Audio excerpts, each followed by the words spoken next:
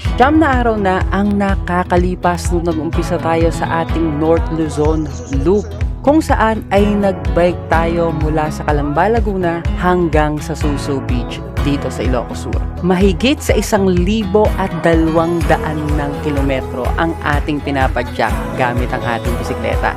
At nakapunta na rin tayo sa 7 probinsya dito sa Northern Luzon.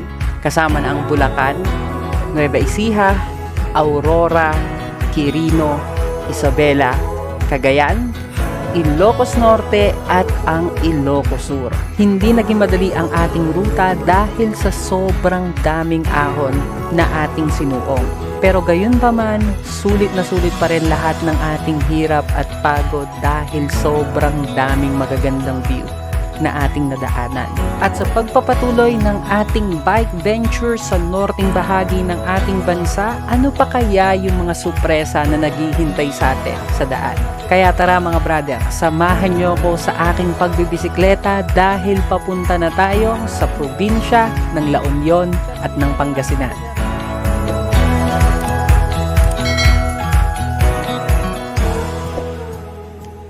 Nagumpisa ang aming araw mga alas 5 ng umaga.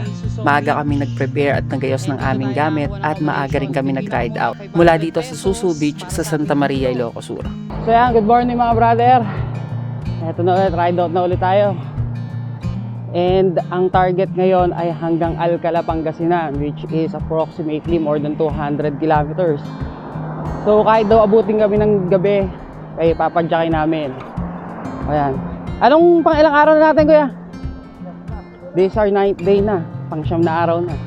Actually hindi ko na alam kung ilang araw kami nasa kalsada. Basta nagbabike lang kami. Actually mga brother, pang 10 araw na namin yan sa kalsada. Talaga namang hindi ko lang talaga matandaan kung ilang araw na kami sa kalsada. Since ang alam ko lang, nagbabike kami araw-araw. Tapos ay hindi kalayuan pala dyan mga brother, ay nakakita si Tatay Rodo Blast ng pwede namin kainan ng agahan. So yan, bago kami tumuloy sa aming bike ventures ay nag-agahan muna kami.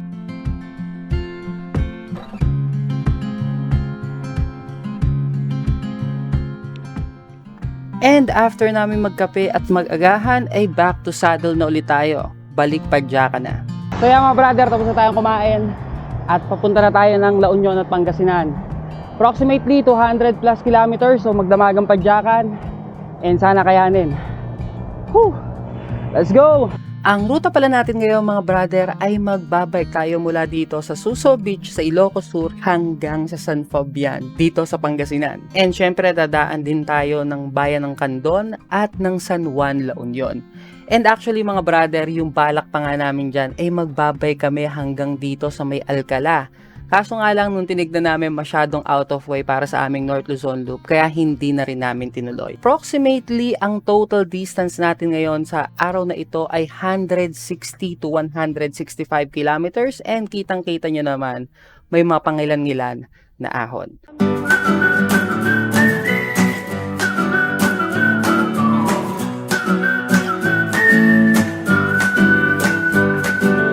Sarap, lusong. Ang pansin ko lang pala dito sa may Ilocos Sur, kaya yan ang namin kahapon, rolling hill siya. Ahon lusong. Pero most of the time, mas mahaba ang lusong kaysa ahon. Kaya grabe ang mga siklistang nagbabike papunta, hindi pabalik. Papunta ng Ilocos Norte kasi grabe yung mga ahon dito. Pag papunta kayo, dire-diretsong mahaba. Grabe talaga dyan yung mga ahon mga brother pag papunta kayo ng norte. Talaga namang napakahaba at grabe talaga ang tindi ng mga siklista na tumitira ng North Luzon Loop na clockwise. At habang paputok na ang araw ay syempre naman ine-enjoy na natin ang sikat nito dahil hindi pa ito mahapdi sa ating balat. At pagdating namin dito sa bayan ng Candon ay eto na mga brother ang unang aberya ng aking North Luzon Loop. So yeah, first time na flat sa ride na to. Nadali ko nung matindi-tinding tawag doon, yung stapler sa daan. Ewan ko baka ba't nagkakaroon ng stapler doon. Kasi tinutulungan tayo ni Kuya Ariel na magpalit ng interior. At ang matindi dyan mga brother ay hindi lang isa kundi dalawang gulong ko ang nadali ng stapler sa daan. So yeah mga brother, Flat din pala yung harap ko. Mapapalit lang. Nakakabuisit. After pala namin mapalitan yung dalawang interior ng dalawa kong gulong, ay pinavulcanize na rin namin nun. And then after nun, pahinga lang ng onte and then back to saddle na. Mga brother, palabas na tayo ng Candon. Ito yung arko nila.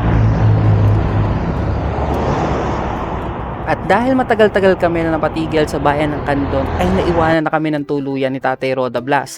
Kaya ayan, nagpapatrangkol ito kay Kuya Ariel para mahabol namin kahit pa paano. Kaya mga brother, tayo ay nagpapatrangkol na lang.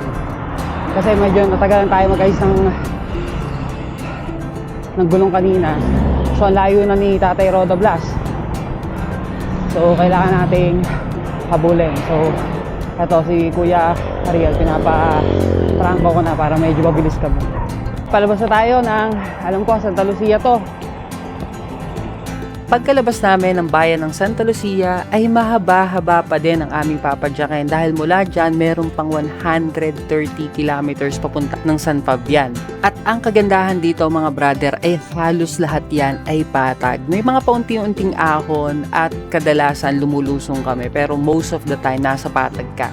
Kaya enjoy na enjoy lang namin ang pagpadyak. So ayan, palabas na tayo ng isa pang bayan. Thank you and Godspeed.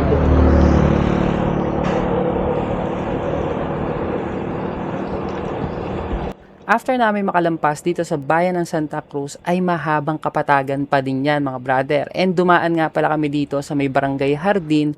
And then after na yung pinakadulong bayan na ng Ilocos Sur, which is yung Tagudin. So nandito tayo sa sentro ng Tagudin at ang daming tao. So far ito yung may pinakamaraming tao na napuntahan natin. Oh. And dahil siguro Sabado ngayon, nasa labas na mga tao. And after namin dumaan dyan sa bayan ng Tagudin, ay wala akong kalam-alam na may mga ahon na pala dito. So yun pala mga brother, paglampas mo sa bayan ng Tagudin, ay ahon na. Ahon. Malala. Ang taas oh. Grabe ba? Grabe.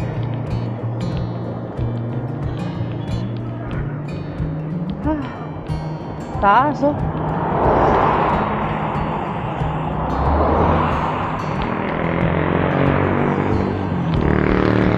At syempre mga brother, wala naman tayo magagawa kung di ang ahunin yan. Alam mo yun, tsatsagain mo na lang para matapos lang yung mga hirap mo sa araw na yan. Grabe nga ahon to. Nakakapagod. Pero after naman ng mahabang ahon na yan, ay mahabang lusong na rin. At papunta na tayo sa welcome arc or sa arko ng Ilocos Sur. So yun mga brother, eto na ang arko ng Ilocos Sur. Grabe, sa wakas, lusong. Ayan na ang Ilocos Sur. And actually mga brother, hindi na namin nahabol si Tatay Roda Blas kanina at dito na namin siya hinabutan. And matagal na daw siya nagpapahinga dito, kakantay sa amin. Woo!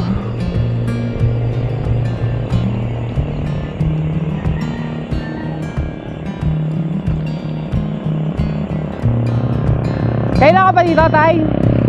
Kanina ka ba? Wala ko dito. Sana ikaw na yung nakapuno. Akala ko ito pinupuno.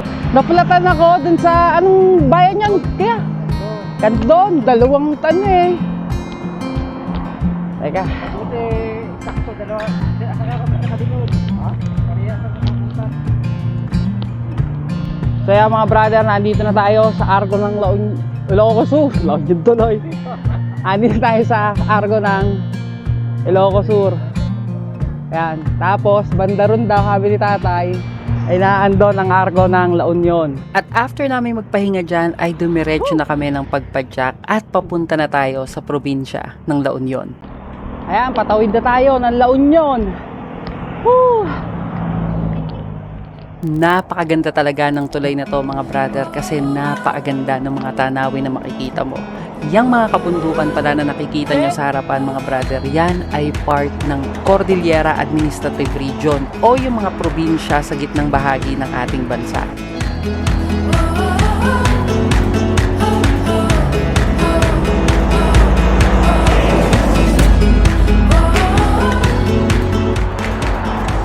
Woo! Solid! Hi! Woo! Tapos na ang Ilocos natin. Eto na, La Union, ang mga ahon. Ay, grabe. At pagkatapos ng mahabang tulay na yan, ay naandito na tayo sa arko ng La Union. At pagkatawid natin dun sa tulay, ay eto naman ang arko ng La Union. La Union na tayo! LU!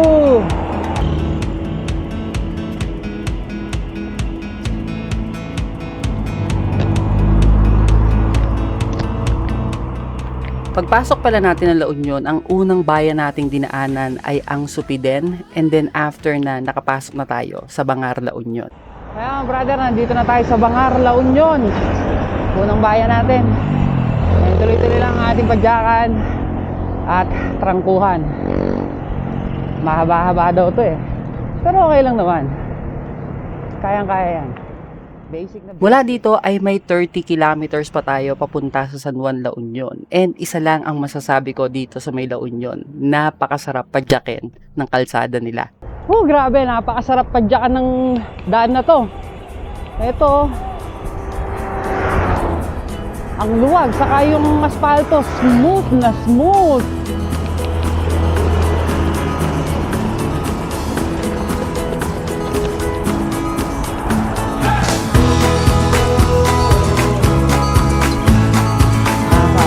Sabay tayo, kuya.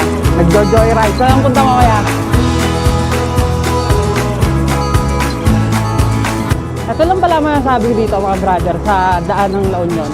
Hindi siya maganit padyakan, unlike ng mga nadaanan natin katulad dun sa may Cagayan na kahit patag, sobrang ganit, pero dito smooth na smooth lang. Kaya medyo nakakasabay sa akin sa kanila. After ng mga ilang oras na padyakan ay nakalabas na tayo sa bayan ng Balawan, and then after nito dito na mag-uumpisa ang mahabang ahon dito sa La Union. Hi, so yan mga brother, ahon na! Aahon na tayo! Yung mga ahon dito sa may La Union mga brother ay hindi naman ganun katatare kagaya ng mga ahon natin sa may Aurora at sa Quirino. Dito mahaba lang pero mabababa yung gradient. Talagang tsatsagain mo lang. Grabe, dire-diretsong ahon pala to. Ay, La Union. Grabe ka sa akin. Grabe. Dire-diretsong ahon. Buta hindi mainit. Grabe ba, grabe. Sa wakas, lusong na. Natapos na rin. Ang ganda pa ng view sa harap. Salamat. Tapos na ang ahon. Tapos din ang ahon. Lusong naman. Woohoo! At syempre talaga naman mga brother, pagkatapos ng napakahabang ahon ay lulusong na tayo. Actually, ang lusong na yan mga brother ay napakahaba at dire-diretso lang yan hanggang makarating tayo dito sa may Bacnotan, La Union.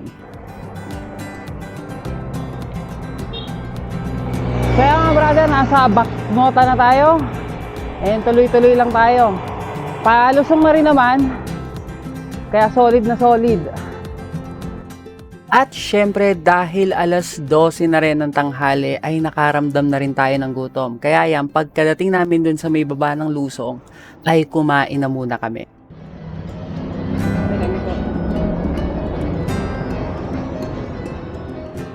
At syempre after nating kumain ay balikan na ulit tayo sa pagpadyak at tirik na ang araw at sobrang init. At dahil katatapos lang nating kumainan ay inaantok na rin tayo sa daan.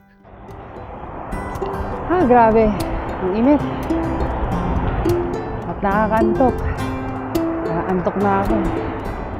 At kahit na antok tayo ay wala naman tayong magawa kundi ang pumadyak kasi hindi tayo makakarating sa ating paroroonan kung hindi tayo papadyak. Pero sulit na rin yan kasi napakaganda naman ng mga tanawin na nakikita namin dito sa daan. And after pa ng mga ilang oras na padyakan ay sa wakas nakarating na tayo dito sa San Juan, La Union. Kaya mga brother, nandito na pala tayo sa may San Juan, La Union. Kung saan yung mga pinupuntahan ng mga gusto mag-surf, mag-chill-chill, dito yon. Ay, ang sakit ng ano, ang hapdi ng higat ng araw.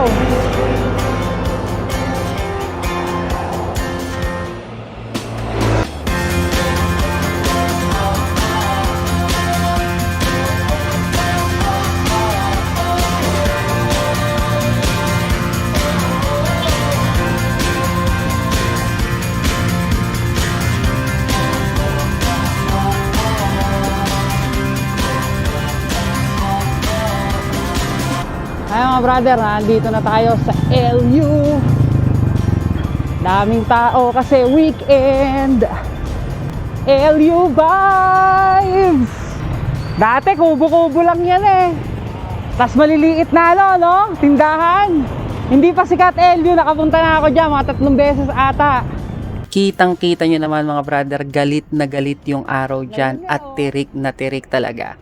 Hindi na rin nga pala kami nakapasok dito sa beach sa may San Juan, La Union para makita yung mga nagsusurf kasi medyo nagmamadali kami at pupunta kasi kami ng Pangasinan. Kaya yan, dumiretso na lang kami sa pagpadyak. At as usual, hinahabol na naman namin si Tatay Roda Blas. And after ng mga ilang kilometrong padyakan ay nasa San Fernando, La Union na tayo. Okay, nasa may San Fernando na tayo, La Union. And lusong pala dito.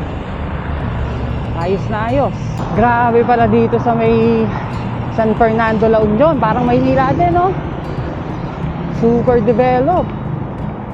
Napaka-solid talaga dito sa LU mga brother dahil bukod sa napaka-smooth ng kalsada nila at napakagaan padyakin, sobrang dami ring magagandang tanawin. At pagdating pala namin dito sa may Bawang La Union ay inabutan na namin si Tatay Roda Blas at ayun, inaantok kaming lahat. So ayan, nag-decide muna kami na maghanap ng waiting shed at matulog. Kaya mga brother, nandito na pala kami sa Bawang La Union tapos lahat kami ay inaantok na. So yun, napag-usapan namin na maghahanap muna kami ng waiting shed tapos tulog muna. Mahirap pa labanan ng antok habang nagbabike, baka bigla ka sumemplang. Antok sobra. Ayan, dito na muna kami. Tulog. Actually mga brother, power nap lang ang ginawa namin dyan. Mga 30 minutes lang. Then after nun, balik padyakan na agad. So yan mga brother, tayo ay pasok na ng Kaba, La Union.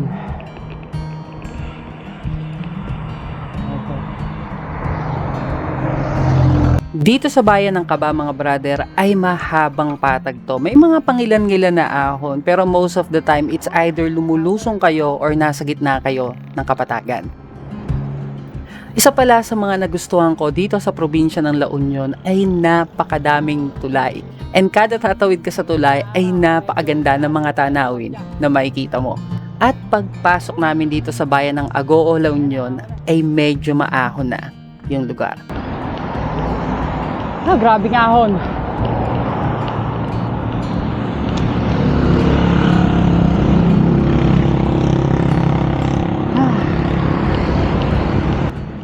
At dito rin pala sa bayan ng Agoo ay nag-side trip kami papunta doon sa Eagle of the North. Ito yung malaking statua ng agila. Maliligo daw kami dito.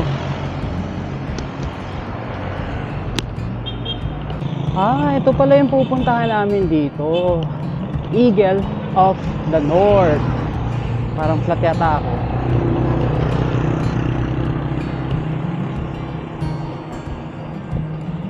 Ito. After namin kumuha ng mga ilang picture dito sa Eagle of the North ay bumalik na ulit kami sa padyakan. At pagpasok namin dito sa may Santo Tomas, La Union ay naghahanap na kami ng tutulugan kasi nga nakakalaspag yung init ng araw kanina at mahaba-haba na rin ang aming pinadyak. So yeah mga brother, Naghahanap lang kami ng tutulugan dito sa may Santo Tomas, kaso mukhang wala. So pumapadyak pa din kami. Hindi na kami tutuloy ng Alcala kasi medyo malayo. 75 kilometers pa. Gagabi na kami ng sobra. So nag-decide na kami na maghanap na lang ng mga hotel or motel dito sa parting to. Sana meron, kasi kailangan ko na rin maglaba. At since wala pa din kaming makita dito sa may Santo Tomas, La Union, ay dumiretso na lang ulit kami ng pagpadyak at palubog na rin ng araw, kaya ayan, ine-enjoy ko yung sunset sa coastline ng La Union. Solid na solid. And after pa ng mahaba-habang padyakan ay sa wakas nakarating na tayo dito sa may arko ng Pangasinan. So yan mga brother, nandito na pala tayo sa Pangasinan, nakalimutan ko na. Let's go! Yan mga brother, hindi pa rin tayo nakakahanap ng pagtutulugan natin. Nakarating na tayo ng Pangasinan. Sa may Santo Tomas lang talaga dapat tayo. Pero napag-usapan ulit, pag wala talaga, dumiretso na lang kami ng Alcala, Pangasinan. At tuta na, sa Pangasinan na rin naman kami. Tsaga-tsagain na lang daw. At pagpasok namin dito sa may San Fabian, Pangasinan ay hindi na talaga namin kinaya ang laspag at pagod. Kaya dito naghanap na kami ng matutuluyan. So yan, nandito na kami sa may poblasyon ng San Fabian at naghanap na kami ng resort. Hindi na daw kaya ni tatay, kaya matutulog na lang daw kami. At kailangan ko na rin talaga maglaba. Buti na lang may napagtanungan kami dito sa may San Fabian at tinuro kami dun sa maraming resort na pwede naming pagstayan. So yan mga brother, nandito na kami sa... Dito na rin pala kami nakakuha ng aming pag-i-stayan sa mga cottages na to. Buti na lang mura sa amin ibinigay at ayan, magpapahinga na kami.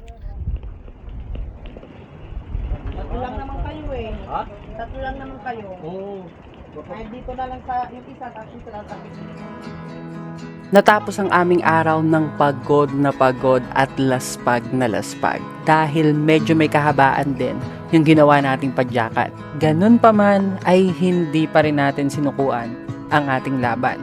Ika nga nila, umidlip kung inaantok at magpahinga kung napagod. Sa kabila ng lahat ng ating hirap at pagod ay sulit na sulit naman dahil sa mga nakita nating mga gandang view at sa mga experience na ating babaunin.